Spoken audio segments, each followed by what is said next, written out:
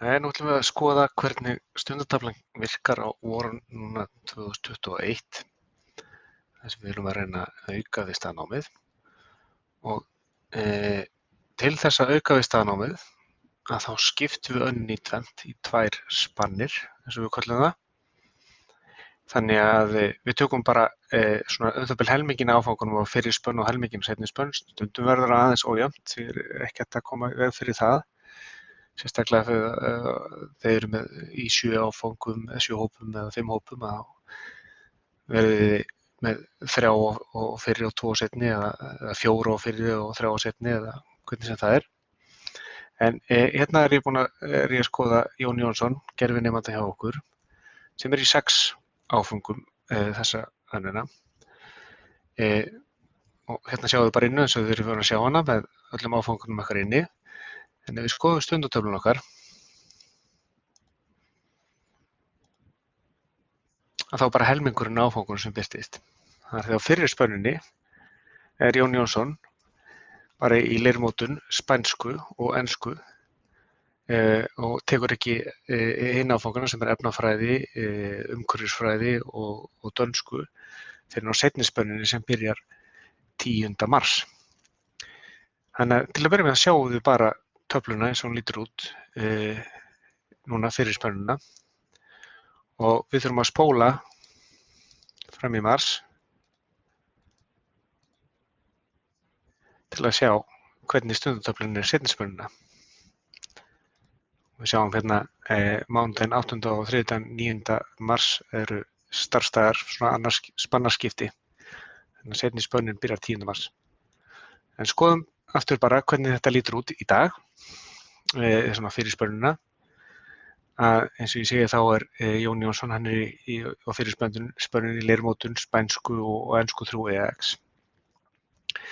Og meginreglan er sú að fyrir hádegi verða langir stokkar í hverjum fagi og þá verður staðnám.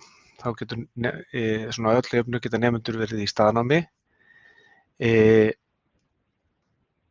Í öðrum tímum þessa í viðkomandi stokki, til dæmis eins og í spænsku hér, þá er hann Jón í spænsku líka eftir hádegi á miðvikudögum og föstudögum. Það er að tvöfaldri tíma náttúrulega af því að við keyrum hvern áfanga á tvöföldum hraða. Þannig að við erum í færri áfangum en keyrum á hraðar. Það er meiri vinna í hverju viku í hverjum áfanga en það jafnast af því að það er bara helmingur og helmingur í einu. Eftir hádegi verður allt í fjarnámi. Þannig að fyrir hádegi staðnám, eftir hádegi fjarnámi.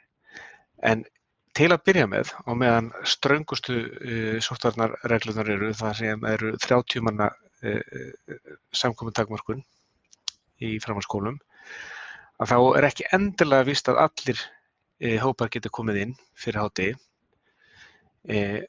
Til dæmis, ef við skoðum Jón hérna, að þá getur sagt ykkur að leirmótun verður í staðnámi, spænska byrjunaráfangi verður í staðnámi, en enska 3 EX verður ekki í staðnámi til að byrja með því að það verður annar áfangi í sama klasa sem kemur til með að ganga fyrir. Þannig að almenna reglan er sú að því lengra sem að nemendur eru komin í náminu, þeir áfangar eru líklegri til að vera í fjarnámi til að byrja með.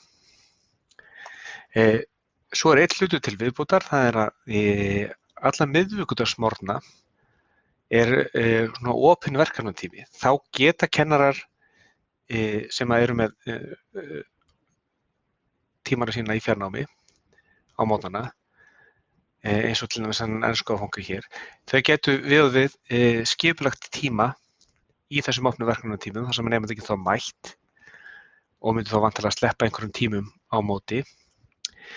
En það er líka hægt að mæta og skrá sig á einhvern klasa, bara svo lengi sem við förum ekki við 30 manna fjöldatakmörkun í klasanum, geta nemendur komið og valið sér einhvern klasa til að vera í og geta þá verið þess vegna alveg frá 8:30 til 11:30 í skólanum.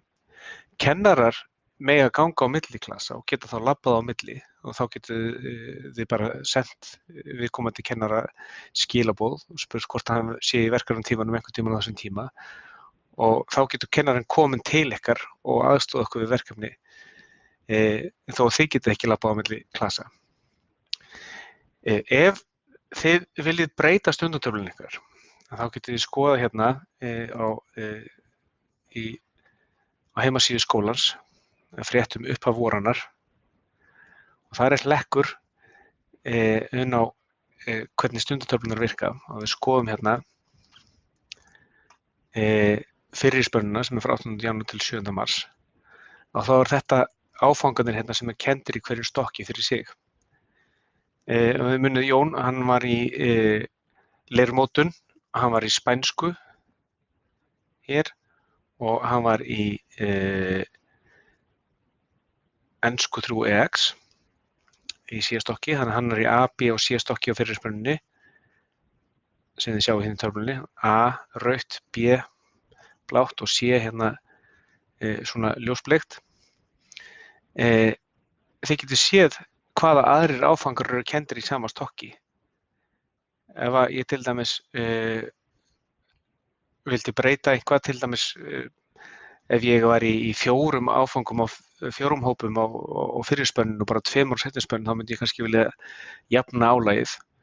Og ég geti hugsað mér, ok, ég ætla að geyma hérna spænskuna og taka hana síðar og ég ætla að finna eitthvað sem ég get verið í á seinni spönnunni hérna í staðinn, því ég hef bara 2 áfangum hér. Þá getið þið skoðað hvernig það er og sent okkur skil og breytt og vonandi gengur það að breyta sjálfkrafa töflunni í töflubreytingum. Fleiri spurningar, þið komið örugglega til að hafa fullt af spurningum hvernig þetta virkar.